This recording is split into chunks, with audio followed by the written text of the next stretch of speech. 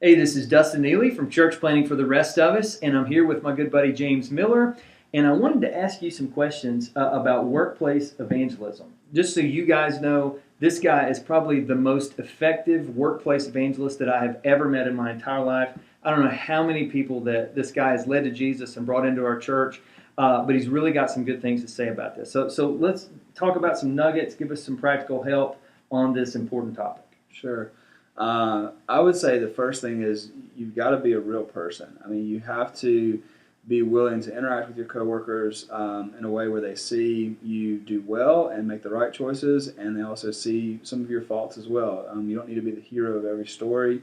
So like a lot of times I'll talk about just my struggle to be a good dad or be a good husband, or my frustration with things going on at work. But then sometimes I had to go back and apologize too and say, man, I was sorry, I shouldn't have said that. So I think you've got to be careful not to present yourself like you're perfect. Yeah. That you do have a relationship with Jesus, you are pursuing holiness, but you're not there yet. That's good. And so that'd be the first thing. I'd probably say the second thing would just, it seems like it would go without saying, but you just got to pray. I mean, every day that God would just break these people's hearts, that He would just show them how powerful He is and what He's done for them. And that you pray for them by name, and that you, as you're getting to know them and you're spending time with them, that you can pray specifically for things going on in their life, even offering to pray for them. You know, if they've got, a surgery coming up or they've got something going on with their family, to offer, hey, do you mind if I pray for you about that? I even had coworkers that have asked me without me really, saying anything, hey, would you pray for me? Because I know you're a guy that prays. Yeah. And so just praying that God would just create that opportunity. And so the third thing I would say would just be really being patient, to know that our timing is not always the same as God's timing, to know that God is the author of salvation, that He's sovereign over all that we're doing. And so just knowing that your timetable may be a little bit shorter than His, but even in doing that, understanding that when that opportunity is there, you need to go for it.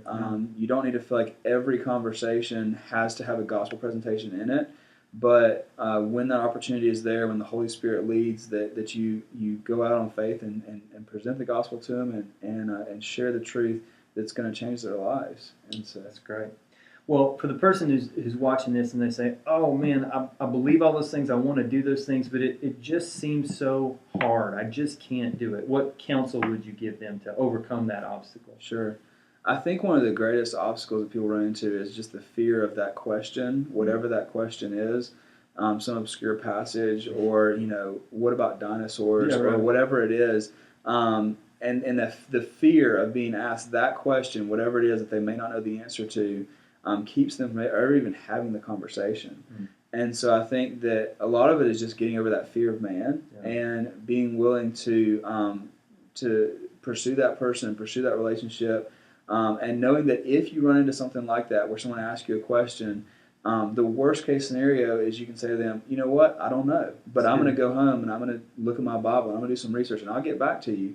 And so that doesn't need to be something that keeps you from beginning that relationship. That's and good. I'd say the last thing would just be you don't have to overthink it. I mean, they're real people, and they like hanging out, spending time together. They like sports. They like all the things that you like, and so there's no reason to be intimidated by being a friend to that person. We know that Jesus was known as a friend of sinners, and Jesus hung out with prostitutes and tax collectors and people that the religious people labeled as sinners, and obviously He was able to spend time with those people and share Himself with them, and so we ought to be able to do the same. That's good. Well, bro, thanks for your witness and ministry. Definitely. Keep it up.